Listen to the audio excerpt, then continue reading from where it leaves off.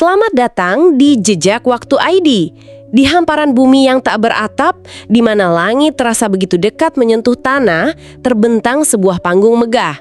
Inilah Sabana, sebuah teater alam paling jujur, tempat sandiwara kehidupan dan kematian dipertontonkan tanpa jeda.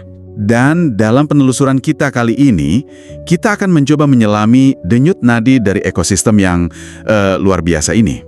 Ini bukan cuma soal siapa memburu siapa, tapi lebih ke tarian yang rumit antara musim, adaptasi, dan ketergantungan antar spesies yang membentuk sabana seperti yang kita kenal. Mari kita selami bersama bagaimana setiap fajar membawa pertaruhan baru dan bagaimana setiap makhluk dari yang terbesar hingga yang terkecil memainkan peran krusialnya. Kalau kita bicara sabana, yang terbayang itu kan sebuah negeri kontras ya, bukan hutan tapi juga bukan gurun. Betul, sebuah arena terbuka. Dan di sana, setiap makhluk itu seolah punya satu dari tiga peran, mangsa, pemangsa atau Para penunggu kematian. dan lokasi-lokasi ikonik seperti Serengeti atau Masai Mara itu simbol sejatinya ya. Tepat. Dan ritme fundamental di sana itu dikendalikan oleh dua musim yang sangat bertolak belakang. Musim hujan yang subur dan musim kemarau yang betul-betul menguji. Dua babak ini yang menentukan segalanya. Segalanya. Mulai dari kelahiran sampai migrasi besar-besaran. Oke, mari kita masuk ke babak pertama, musim hujan. Ini digambarkan sebagai masa transformasi dramatis. Dan ada periode kedua nanti di Oktober-Desember. Rumput yang tadinya kuning kering itu bisa jadi permadani hijau dalam hitungan hari.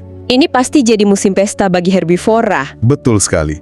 Bagi zebra, nyumbu, kerbau, ini adalah surga. Makanan berlimpah di mana-mana.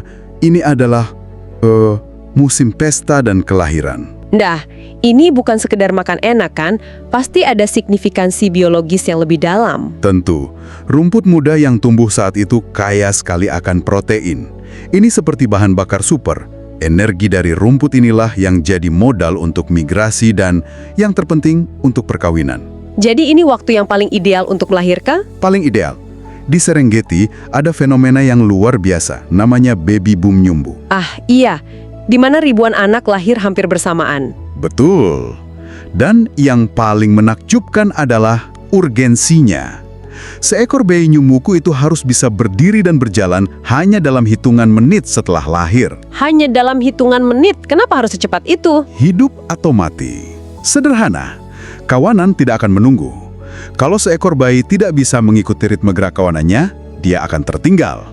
Dan sendirian di sabana, berarti menjadi mangsa yang sangat mudah. Ini pelajaran pertama dan paling brutal tentang seleksi alam di sana. Kecepatan adalah kehidupan. Tapi musim hujan juga pasti ada risikonya, kan? Mungkin lumpur atau penyakit. Ya, tentu. Lumpur bisa jadi jebakan, genangan air jadi sarang penyakit. Tapi, pada intinya, ini adalah masa harapan dan kelahiran kembali. Oke, jadi musim hujan adalah masa kelimpahan. Tapi semua pesta pasti berakhir. Nah, disinilah wajah kedua sabana muncul. Musim kemarau, kira-kira dari Juni sampai September. Suasananya langsung berubah total ya. Nadanya jadi lebih tegang. Di sini, air harus dibayar dengan harga yang sangat mahal. Sangat mahal. Matahari membakar, tanah merekah, sumber air menyusut. Kelangkaan inilah yang menjadi pemicu salah satu fenomena alam paling kolosal di planet ini. The Great Migration. Migrasi akbar. Betul. Ini adalah musim perjuangan dan seleksi alam yang sesungguhnya. Angka-angkanya itu luar biasa. Saya baca bisa lebih dari 1,5 juta nyombu. Ditambah sekitar 250.000 zebra dan mungkin 400.000 gazel. Mereka semua bergerak bersama. Ratusan kilometer dari Serengeti di Tanzania menuju Masai Mara di Kenya. Mengejar hujan kan? Mereka mengikuti bau hujan. Naluri mereka yang tajam bisa mendeteksi di mana rumput baru akan tumbuh. Tapi perjalanan ini bukan sekedar perjalanan. Ini pertaruhan hidup mati. Menyeberangi sungai penuh buaya, melintasi padang yang dikuasai singa. Tepat. Bagi Gagivora, ini perjuangan. Tapi dari perspektif predator, Ini justru masa keemasan mereka. sangat. Di musim hujan, mangsa kan tersebar di mana-mana. Sulit diprediksi. Tapi di musim kemarau, Semua berkumpul di satu titik, di sumber air yang tersisa. dan kondisinya lebih lemar karena dehidrasi. Bagi singa, hiena, macan tutul, ini seperti disajikan prasmanan. Mereka tidak perlu mencari jauh-jauh. Kelangkaan adalah mekanisme seleksi alam yang paling efisien. Yang lemah dan sakit akan tersingkir lebih dulu. Mari kita masuk lebih dalam ke dinamika perburuan ini. Fajar di sabana itu kan waktu yang paling krusial. Sangat krusial. Genting sekaligus penuh harapan.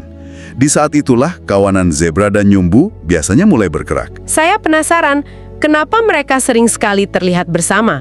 Apakah ada semacam kerjasama? Ada. Dan ini adalah bentuk simbiosis yang sangat cerdas. Mereka saling menutupi kelemahan. Zebra itu penglihatannya sangat tajam. Mereka adalah sistem peringatan dini bagi kawanan. Sementara nyumbu Punya naluri migrasi dan penciuman yang lebih kuat. Mereka adalah navigatornya. Jadi bisa dibilang nyumbu yang memimpin jalan dan zebra yang menjaga perjalanan.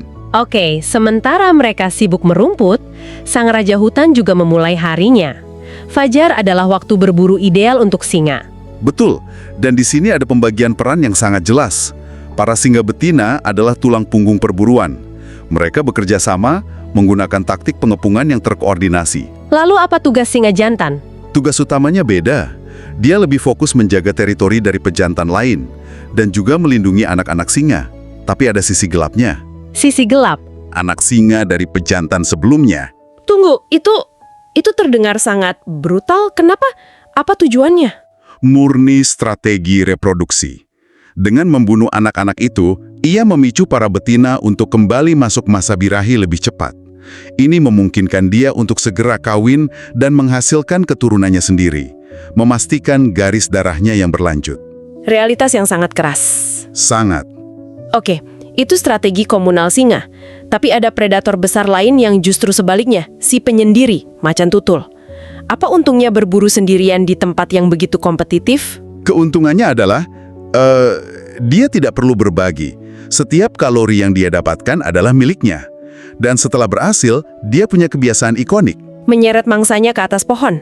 Benar, itu strategi brilian untuk mengamankan makanannya dari singa atau kawanan hiena. Di atas pohon, dia bisa makan dengan tenang selama berhari-hari.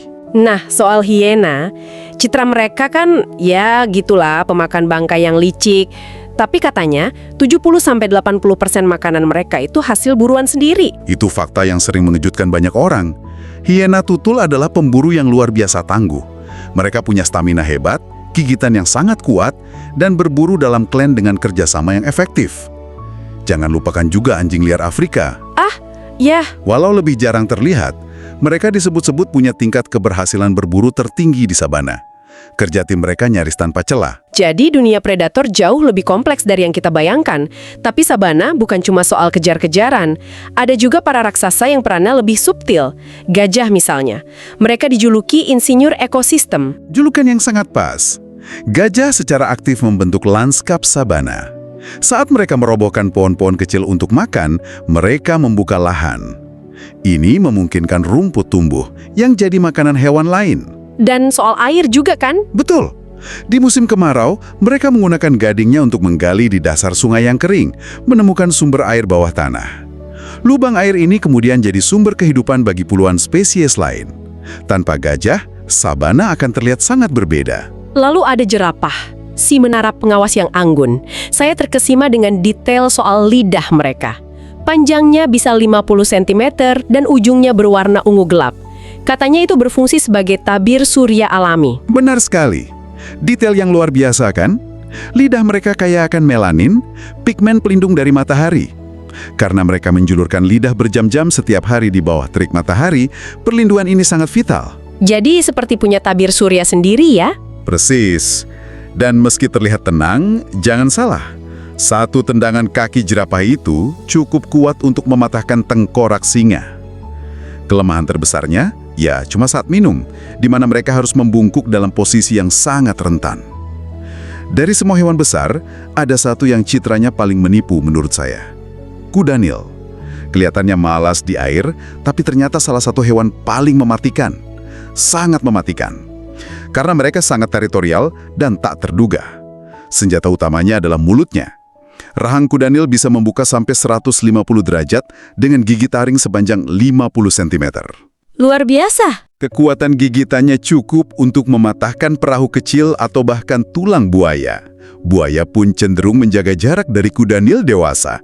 Oke, itu semua dinamika di darat dan air. Tapi ada satu panggung lagi yang sering kita lupakan. Langit. Tentu, langit sabana punya pemain-pemainnya sendiri. Pertama, ada pemburu presisi seperti elang. Penglihatannya 8 kali lebih tajam dari manusia. Mereka pengendali populasi hewan-hewan kecil. Kemudian, ada kelompok yang paling ikonik, si tim pembersih, burung herring. Vulture. Mereka bukan pemburu, tapi peran mereka mungkin salah satu yang paling krusial. Mereka adalah sistem sanitasi alami sabana. Mencegah wabah penyakit ya? Tepat. Bayangkan jika tidak ada mereka. Bangkai hewan akan membusuk menjadi sarang bakteri berbahaya seperti antraks. Sistem pencernaan burung herring itu luar biasa kuat, bisa menetralkan patogen mematikan ini. Mereka adalah pahlawan tanpa tanda jasa. Dan ada satu lagi yang unik, burung sekretaris. Mereka pembunuh ular yang efisien. Betul. Mereka spesialis. Mereka tidak pakai paruh atau cakar, tapi kaki panjangnya yang kuat. Dengan gerakan menginjak yang sangat cepat, mereka bisa menghancurkan kepala ular berbisa dalam sekejap. Setelah membedah semua ini, gambaran yang muncul adalah sebuah jejaring kehidupan yang sangat rumit dan saling bergantung. Sebuah tenunan kehidupan. Setiap helai benang, dari gajah yang membuka jalan, hingga burung herring yang membersihkan sisa kematian, semuanya saling terhubung. Jika satu putus, maka seluruh kain akan terancam. Dan ini meninggalkan kita dengan sebuah perenungan ya. Benar. Di dunia yang keras ini, bahkan simbiosis pun punya syarat. Zebra dan nyombu bekerja sama karena saling menguntungkan. Tapi saat sumber daya menipis, di kubangan air terakhir misalnya, kesetiaan itu bisa goyah. Berubah jadi kompetisi brutal. Tepat. Setiap pagi di sabana adalah bukti nyata dari itu. Sebuah perlombaan serentak untuk makan dan untuk tidak dimakan. Di sini, bertahan hidup bukanlah soal keberuntungan, melainkan sebuah keahlian yang diasah dari generasi ke generasi. Anda baru saja menyimak Jejak Waktu ID. Sampai jumpa dalam penelusuran berikutnya.